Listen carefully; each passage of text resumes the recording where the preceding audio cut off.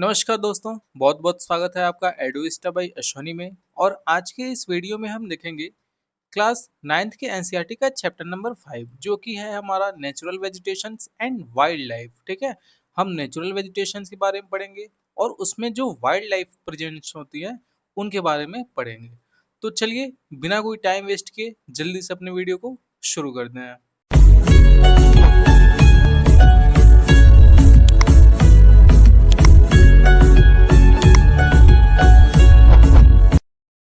अब देखो, इस चैप्टर में सबसे पहले कह रहा है जो हमारी कंट्री है ना, यहाँ पे 12 मेगा बायोडाइवर्सिटी एग्जिस्ट करती हैं। ठीक है, अगर हम बात करें कि पूरी दुनिया के 12 मेगा बायोडाइवर्सिटी कहाँ है, तो वो है आपके इंडिया में। ठीक है, कह रहा है with about 47,000 plants species India occupies 10th place in the world. देखो, इंडिया का पूरे वर्ल्ड में देखा जाए कि 10th नंबर पे आता है। क्यों?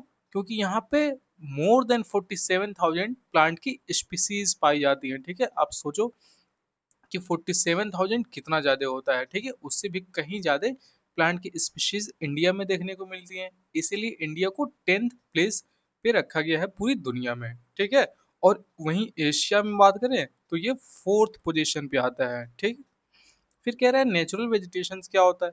Natural vegetation refer to a plant community. ठीक है, इस नेचुरल वेजिटेशन को हम प्लांट कम्युनिटी कहते हैं। बेसिकली आप नेचुरल वेजिटेशन ये समझ लो कि जो भी प्लांट, जो भी आपके फ्लोरा, ठीक है, जो नेचुरली ग्रो करते हैं बिना किसी ह्यूमन इंटरफेयर्स के। ठीक है, उसमें ह्यूमन का कोई रोल नहीं होता है। ठीक, बिल्कुल वो नेचुरल तरीके से ग्रो होते हैं, उन्हीं को हम कहते हैं नेचुरल वेजिटेशंस। ठीक है, जैसे आप देखोगे फॉरेस्ट एरिया हो गए या फिर ग्रासलैंड हो गए, इसमें ह्यूमन का कोई एंटिसिपेशन नहीं है। ठीक है, कोई रोल नहीं है, तो इसीलिए इनको बोलते हैं हम नेचुरल वेजिटेशंस।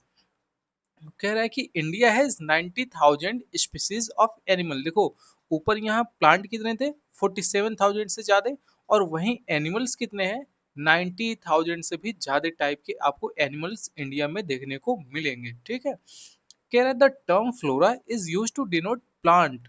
फ्लोरा का जब भी हम कहते हैं, फ्लोरा एंड फौना, आप दो टर्म सुने होंगे।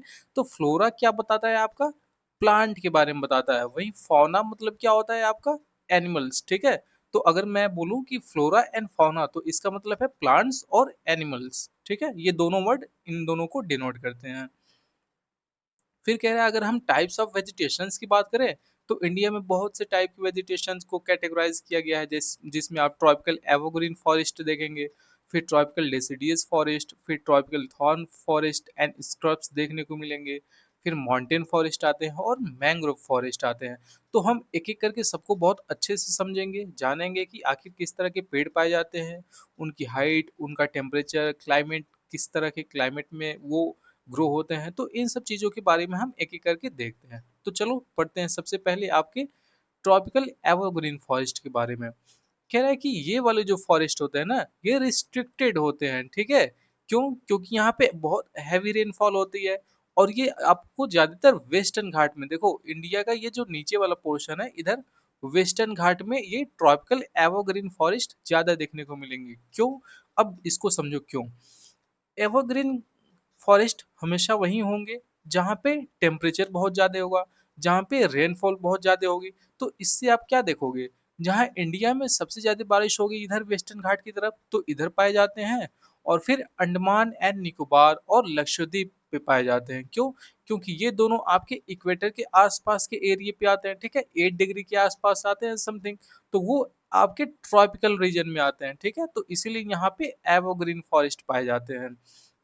कह रहा है the tree reaches great height, और यहाँ के जितने भी पेड़ पौधे पाए जाते हैं उनकी हाइट कम से कम आपके 60 मीटर के आसपास या फिर उससे भी बहुत ज्यादा देखने को मिलती है। तो आप 60 मीटर इमेजिन करो कि कितनी लंबाई होगी वहां के पेड़ों की। कह रहा है some of the commercially imported trees of this forest are ebony, mahogany, rosewood, rubber and cinchona. ठीक है, ये कुछ आपके यहाँ प्लांट्स की स्पीसीज बताया है, जिसमें इबोनी देखने को मिल जाएगा, mahogany, rosewood, rubber and cinchona. देखो, सिनकोना से क्या होता है, ये मलेरिया की एक दवा बनाने के लिए इस प्लांट का बहुत ज्यादा यूज होता है। ठीक है, तो आप देख सकते हो ना कि इस टाइप के कुछ पेड़ पौधे पाए जाते हैं जिसको आपको याद रखना है, क्योंकि यही पूछा जाता है 1 या 2 नंबर में कि इस फॉरेस्ट में किस टाइप के प्लांट्स या फिर ट्रीज पाए जाते हैं। फिर कह रहा है कि अगर हम बात करें तो यहाँ पे वाइल्ड लाइफ की, तो यहाँ वन हॉर्न वाले राइनोसोरस देखने को मिलते हैं, ठीक है। कहाँ पे? असम और वेस्ट बंगाल। अब असम और वेस्ट बंगाल का नाम क्यों लिया है? क्योंकि यहाँ भी आपको ट्रॉपिकल एवरग्रीन फॉरेस्ट देखने को मिलेंगे, क्योंकि आप जानते होंगे कि नॉर्थ ईस्ट में भी तो बारिश बहुत ज्यादा होती है, जिसमें गारो खांसी जैंतिया। तो बारिश और टेम्परेचर जहाँ ये जो दोनों चीज ज्यादा होंगी, वहां पे आपको देखने को मिलेगा ट्रॉपिकल एवरग्रीन फॉरेस्ट। और वहाँ पे आपको स्पीसीज बता दिया मैंने प्लांट की। और फिर एनिमल्स में बात करें तो वन हॉर्न राइनोसोरस, जो कि आपकी काजीरंगा में देखने को मिलता है, ठीक है। वही कह रहा है कि कुछ कॉमन एनिमल्स भी इस सब एरिया में देखने को मिलते हैं, जिसमें हम एलिफेंट, मंकी, लेमर, ठीक है, या फिर डियर, ये सब एनिमल्स देखने को मिलते हैं। उसके बाद चलो देखते हैं कि ट्रॉपिकल डेसिडियस फॉरेस्ट क्या होता है। कह रहा है ये वो फॉरेस्ट होते हैं, ठीक है, जिनको हम मॉनसून फॉरेस्ट के नाम से भी जानते हैं। और ये कहाँ कहाँ तक फैले होते हैं?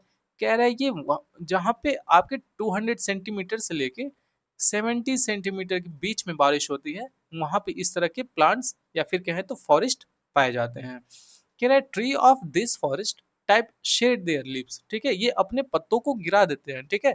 एवरग्रीन फॉरेस्ट की तरह हमेशा अपने पत्तों को नहीं रखते हैं ये। कह रहा है शेड देयर लीव्स, कब गिराते हैं अपने पत्ते को? 6 से लेके 8 वीक तक, ठीक है। कब? जब ड्राई समर होता है तो उस समय के आसपास ये अपने पत्तों को गिरा देते हैं, जिससे वाटर की कंजप्शन कम से कम इनको मिले। वही कह रहा है on the basis of availability of water, ठीक है, वाटर की अवेलेबिलिटी के आधार पे ट्रॉपिकल डेसिडियस फॉरेस्ट को भी दो पार्ट में डिवाइड किया गया है, एक मॉइस्ट और दूसरा है ड्राई। कह रहा है कि बाम्बू, साल, शीशम, सैंडलवुड, खैर कुसुम या फिर अर्जुन और मलबेरी, ये कुछ आपको स्पीशीज देखने को मिल जाएंगे प्लांट के, जो इस टाइप के फॉरेस्ट में पाए जाते हैं। फिर वही कह रहा है कि जो ड्राई डेसिडियस फॉरेस्ट होते हैं, ये कहाँ पे पाए जाते हैं? जहाँ पे हैवी रेनफॉल होता है, ठीक है, कि हाँ कहाँ से कहाँ तक? 100 से लेके 70 सेंटीमीटर के बीच में जहाँ पे बारिश होती है, उसको हम बोलते हैं ड्राई डेसिडियस फॉरेस्ट, ठीक है। और इन सब फॉरेस्ट में एनिमल्स किस तरह के देखने को मिलेंगे? आपके लॉयन देखने को मिलते हैं, जैसे गिर वाले रीजन में हो गया, ठीक है। फिर टाइगर, पिग, डियर, एलिफेंट, तो ये सब कुछ कॉमन एनिमल्स हैं जो इस फॉरेस्ट में भी देखने को मिलते हैं, ट्रॉपिकल एवरग्रीन की तरह पे। फिर उसके बाद आता है आपका थॉर्न फॉरेस्ट, या फिर जिसको हम कहते हैं स्क्रब, ठीक है। कह रहा है in regions with less than 70 centimetres of rainfall, ये वो रीजन्स होते हैं जहाँ पे 70 सेंटीमीटर से भी बहुत कम बारिश देखने को मिलती है, ठीक है। आप बेसिकली देखोगे कि ये डिजर्ट एरिया में ज्यादातर देखने को मिलेंगे, जहाँ पे आपको बशेस देखने को मिलेंगे, बशेस में झाड़ियाँ देखने को मिलेंगी। डिजर्ट एरिया में क्यों? क्योंकि desert area as you know कि डिजर्ट एरिया वो होते हैं जहाँ 50 सेंटीमीटर से कम बारिश देखने को मिलती है। तो ये देखो वही कह रहे हैं ना कि 70 सेंटीमीटर से कम जहाँ बारिश होती है, वहां पे इस टाइप के फॉरेस्ट देखने को मिलेंगे। अब यहाँ के जो फॉरेस्ट होते हैं, आप लोग याद रखोगे कि इनकी जो पत्तियां होंगी ना, पत्तियां तो एकदम बिल्कुल नहीं होंगे, ठीक है, इनको बस कटीले कटीले नुकीली नुकीली झाड़ियां होती हैं। क्यों? क्योंकि उससे वाटर का कंजप्शन बहुत कम होता है। एक तो वैसे ही वाटर नहीं मिलता है इनको, और ऊपर से अगर ब्रॉड लीफ होगा एवरग्रीन फॉरेस्ट की तरह, तो फिर ये कहाँ से अपनी लाइफ सरवाइव कर पाएंगे, ठीक है। तो इसीलिए यहाँ पे पत्तियां देखने को नहीं मिलेंगी इन सब के फॉरेस्ट वाले पेड़ों में। सिर्फ नुकीले कटीले झाड़ियां, या फिर आप देखोगे तो नुकीली तरह की कुछ लीव्स देखने को मिलेंगी इनकी। कह रहा है this type of vegetation is found in the north western part of the country. अब देखो नॉर्थ और ये वेस्ट, ठीक है, इस वाले पार्ट में, और इस वाले पार्ट में कौन आता है आपका? राजस्थान वाला पोर्शन, ठीक है, समझ में आ रहा है ना। कह रहा है in this forest the common animals are red mice, rabbit, fox, wolf, tiger, lion and wild ass, ठीक है। हॉर्स देखने को मिलेगा, फिर कैमल्स देखने को मिलेगा, वोल्फ या फिर टाइगर, लॉयन, इस सब यही सब कॉमन एनिमल्स यहाँ पे भी आपको देखने को मिलेंगे। फिर आता है आपका मैनग्रोव फॉरेस्ट। अब देखो हम पढ़ेंगे मैंग्रोव फॉरेस्ट के बारे में। कह रहा है कि मैंग्रोव फॉरेस्ट, जो कि tidal forest are found in the areas of coast influence by tides. देखो ये कहाँ पे मिलते हैं आपके? ज्यादातर कोस्टल एरिया पे। जैसे सपोज करो यहाँ पे मैंने कोस्टल एरिया ड्रॉ किया इंडिया का, तो ये ज्यादातर किनारे किनारे कोस्टल एरिया के मिलेंगे। क्यों मिलते हैं? क्योंकि हम क्या करते हैं कि जब भी कोई साइक्लोन हो गया या फिर टाइफून हो गया, ठीक है, कभी भी तूफान आते हैं सी से होके, तो ये कोस्ट पे आके कोस्टल एरिया को आके बहुत ज्यादा हैवली डिस्ट्रॉय करते हैं, ठीक है। बहुत डिस्ट्रक्शन कॉज करते हैं, वहाँ पे मिट्टी का कटाव होता है, इरोजन बहुत तेजी से होता है, फिर आसपास के एरिया को बहुत प्रभावित करते हैं, डिस्ट्रैक्शन करते हैं। तो उससे उसका इफेक्ट कम करने के लिए हम लगाते हैं वहाँ पे मैंग्रोव फॉरेस्ट को, ठीक है। मैंग्रोव फॉरेस्ट की खासियत ये होती है कि ये कोस्टल एरिया पे आने वाली हवाओं को या फिर समुद्री लहरों को बहुत तेजी के साथ जो आती हैं, इनको इफेक्ट को कम करता है, इनको रोकने का काम करता है। तो जिससे ये आसपास के कोस्टल एरिया को प्रोटेक्ट करके रखता है, इसीलिए हम इस फॉरेस्ट का प्लांटेशन ज्यादातर कोस्टल एरिया में देखने को मिलेगा, ठीक है। कह रहा है अगर हम बात करें रॉयल बंगाल टाइगर की, तो ये एक बहुत फेमस टाइगर की स्पीशीज है जो यहाँ पे पाई जाती है। वहीं टर्टल, क्रोकोडाइल, घड़ियाल और कुछ टाइप के स्नेक भी यहाँ पे कॉमनली फाउंड होते हैं, ठीक है, इस वाले फॉरेस्ट में। कह रहा है अगर हम गंगा और ब्रह्मपुत्र डेल्टा की बात करें, तो ये एक तो ये वर्ल्ड की सबसे लार्जेस्ट डेल्टा है, ठीक है, और ये कहाँ पाई जाती है आपकी सुंदरबन डेल्टा में, ठीक है। अब आई थिंक आप जानते ही होंगे, सब लोग जानते ही होंगे, ये तो बहुत नॉर्मल सी है कि सुंदरबन आपका कहाँ पे है, बंगाल में, ठीक है। और वो किसके नाम पे पड़ा है, सुंदरी ट्री के नाम पे पड़ा है, ठीक है। उस पूरे फॉरेस्ट में सुंदरी नाम का एक ट्री बहुत ज्यादा पाया जाता है, इसी की वजह से उस फॉरेस्ट का नाम है सुंदरबन फॉरेस्ट, ठीक है। फिर आता है आपका माउंटेन फॉरेस्ट। अब देखो माउंटेन फॉरेस्ट क्या होता है, कह रहा है ये वेट टेम्परेचर वाले एरिया में ज्यादातर देखने को मिलते हैं। और इस टाइप के फॉरेस्ट आपको कहाँ देखने को मिलेंगे, जहाँ 1000 से लेके 2000 मीटर की हाइट होगी, ठीक है। अब 1000 से 2000 मीटर की हाइट कहाँ होगी, आपके शिवालिक वाले रेंज पे हो गया, या फिर किसी हिली माउंटेनियस एरिया में हो गया, ठीक है। देखो नाम से ही क्लियर है, माउंटेन फॉरेस्ट, ठीक है। तो ये ज्यादातर हल्के फुल्के एलिवेशन वाले माउंटेन फॉरेस्ट पे आपको देखने को मिलेंगे।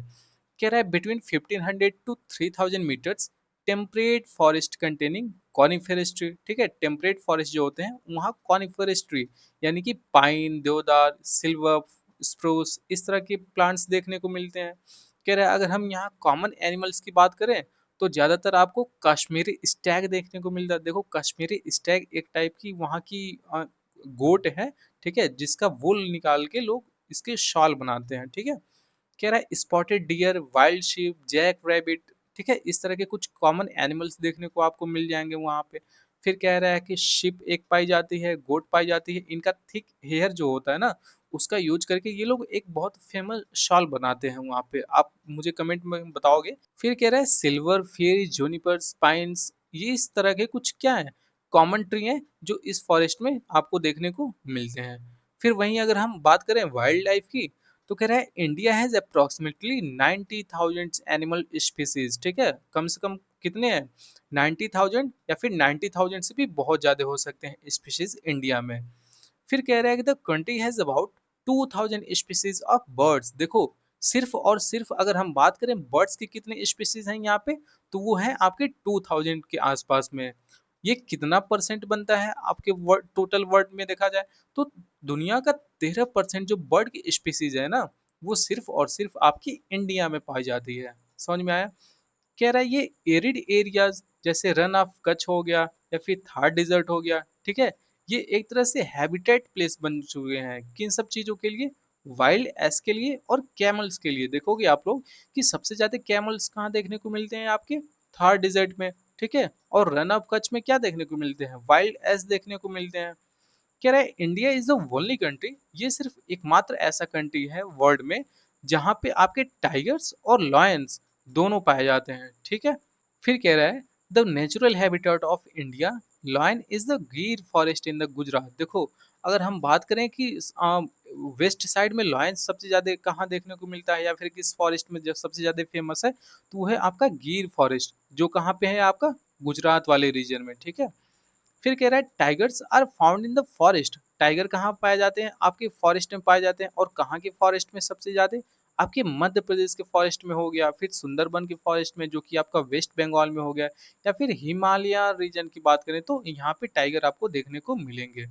कह रहा है 18 बायो रिजर्व जो है आपके, ठीक है, आपके टोटल इंडिया में कितने बायो रिजर्व है, 18। अब सबके नाम यहाँ पे दिया है जिसमें सुंदरबन, गल्फ ऑफ मन्नार, नीलगिरी, नंदा देवी, ठीक है, फिर इधर डिब्रू, अगस्त, मलाई, ठीक, कंचनजोंगड़ा, फिर पंचमढ़ी।